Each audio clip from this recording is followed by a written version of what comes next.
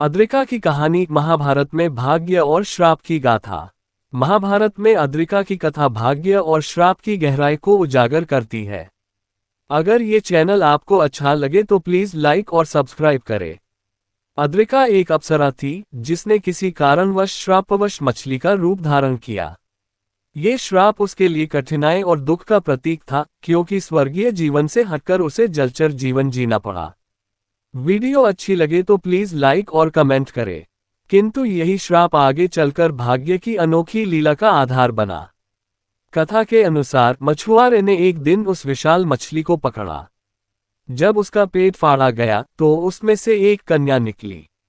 वही कन्या सत्यवती थी, जिसे मत्स्यगंधा भी कहा गया। सत्यवती का पालन पोषण मछुआरे ने किया। अद्रिका ने जैसे ही कन्या को जन्म देकर अपना श्राप पूरा किया, वह अपने दिव्य स्वरूप में लौट गई और स्वर्गलोक को प्रस्थान कर गई। सत्यवती के जीवन ने भारतीय इतिहास और महाकाव्य की दिशा ही बदल दी। आगे चलकर उसका विवाह हस्तिनापुर के राजा शांतनु से हुआ और उसी वंश से पांडव और कौरव उत्पन्न हुए। इस प्रकार अद्रिका की कहानी केवल श्राप और मुक्ति तक सीमित नहीं रही, बल्कि महाभारत जैसी महान गाथा की नींव भी बन गई। ये कथा हमें सिखाती है कि श्राप और दुख स्थायी नहीं होते। समय और परिस्थितियां बदलकर उन्हें मुक्ति का मार्ग देती हैं। अद्रिका ने अपने भाग्य को स्वीकार किया और धैर्य से समय की प्रतीक्षा की, जिसके फलस्वरूप वह पुनः अपने दिव्य स्वरूप को प्राप्त कर सकी।